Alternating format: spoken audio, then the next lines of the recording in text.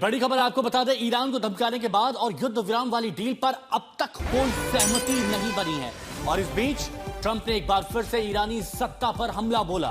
उन्होंने ईरानी सत्ता को जानवर कहकर संबोधित किया है, क्योंकि ट्रंप बोलते बोलते क्या बोल जाते हैं ये सब देख ही रहे हैं। ट्रंप ये कह रहे हैं कि वो जानवर हैं और हम उन्हें रोकेंगे, उन्हें रोकना होगा हमें, उन्हें हम परमाणु हथियार रखने नहीं दे सकते। ये ईरान की बात की जा रही है और वो कह रहे हैं कि परमाणु हथियार तो बिल्कुल नहीं रखते देंगे। ये बिल्कुल सीधी बात है।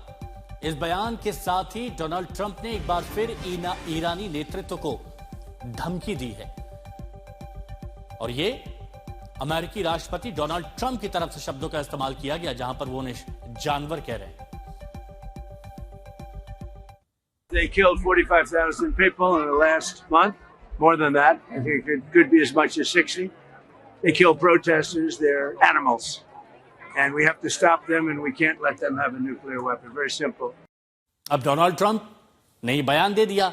अब ट्रंप के इस बयान को लेकर ईरानी राजनयिक ने उन पर पलटवार किया। अफगानिस्तान के मज़ार-ए शरीफ स्थित ईरान के वाणिज्य दूतावास ने एक पोस्ट किया है और पोस्ट करते हुए तंज कसा है। वैसे जब से युद्ध शुरू हुआ है तब से ईरान तंज ही कस रहा है। ट्रंप के जानवर वाले बयान पर ईरान भड़का है। अब पोस्ट में ईरानी मिसाइलों के सामने ट्रंप को कुर्सी पर बैठा हुआ दिखाया गया, जैसे ये देखिए आप, और इसमें लिखा है कि ट्रंप को सिर्फ यही भाषा समझ में आती है। एक कुर्सी पर देखिए अमेरिकी राष्ट्रपति हैं ट्रंप, और दूसरी तरफ आप देखिए ईरानी झंडा और ईरान की जो ताकत कही जाती है मिसाइलें, वो मिसाइलें हैं। और ये बताने की कोशिश की जा रही है इस पोस्ट के जरिए कि डोनाल्ड ट्रंप को सिर्फ यही भाषा समझ में आती है और इसी भाषा में उनसे बात किया जा रहा है। तो बयान और बयान का जवाब तंज। इससे पहले भी ईरान की तरफ से इस तरह के कई पोस्टर जारी किए गए हैं जिसमें तंज कसता हुआ दिखाई दे रहा है ईरान अमेरिका पर, चाहे वो सत्ता परिवर्तन की बात कही गई थी, रिजीम चेंज की बात कही गई थी। लेकिन ईरान ने क्या किया? ईरान ने एक तस्वीर शेयर की, ये देखिए, ये तो अमेरिका में ही हो गया। तो वहीं ईरान के राष्ट्रपति ने भी एक बार फिर अमेरिकी हमलों को लेकर तल्ख बयान दिया और कहा कि 1,40,00,000 से ज्यादा ईरानी लोग देश की रक्षा के लिए अपनी जान देने को तैयार हैं। यह बड़ी खबर आपको बता रहे हैं। ट्रंप की धमकी के बाद ईरानी राष्ट्रपति पेजेश्कियान की तरफ से बयान आता है और सोशल मीडिया पर एक पोस्ट करते हैं पेजेश्कियान, जिस पर वो कह रहे हैं कि 1,40,00,000 से ज्यादा ईरानी नागरिक देश की रक्षा के लिए अपनी जान देने को तैयार है। मैं भी पहले से तैयार था, अब भी तैयार हूं और आगे भी तैयार रहूंगा। ये पेजेश्कियान कह रहे हैं। मसूद पेजेश्कियान ईरान के राष्ट्रपति हैं, बीच बीच में लोगों के बीच में जाते हैं और काफी समर्थन मसूद पेजेश्कियान को मिलता है। 1,40,00,000 ईरानी जनता देश की रक्षा के लिए अपनी जान देने को तैयार। मैं भी तैयार हूं, पहले भी था, अब भी हूं, आगे भी रहूंगा। ये मसूद पेजेश्कियान कह रहे हैं। एक संदेश उन्होंने जारी किया है सोशल मीडिया पर, जिसमें देश की एकजुटता की उन्होंने बात कही है। अमेरिका को मुंहतोड़ जवाब देने की भी बात ईरान की तरफ से कही जा रही है। इजराइल का यह संदेश है। जब अमेरिका और इजराइल कहते हैं कि ईरान को खत्म कर देंगे, तो ईरान के राष्ट्रपति मसूद पेजेश्कियान कहते हैं कि 1,40,00,000 से ज्यादा ईरानी लोग देश की रक्षा के लिए जान देने को तैयार हैं, डरते नहीं है ईरान वाले।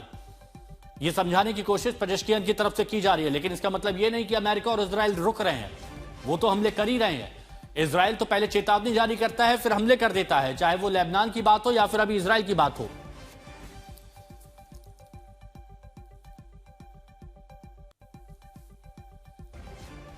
तो अमेरिका इजराइल का घातक प्रहार और इस वक्त ईरान की तरफ से भी मंसूबे दिखाए जा रहे हैं। और सीधे रुक करेंगे हमारे सहयोगी आशुतोष मिश्रा, इस वक्त हमारे साथ में जुड़ चुके हैं। आशुतोष, अमेरिका इजराइल की तरफ से कड़ी चेतावनियां दी जा रही हैं, धमकियां दी जा रही हैं, लेकिन ईरान कह रहा है कि 1,40,00,000 जो नागरिक हैं वो जान देने के तैयार है। मैं भी जान देने के लिए तैयार था, हूं और आगे भी रहूंगा।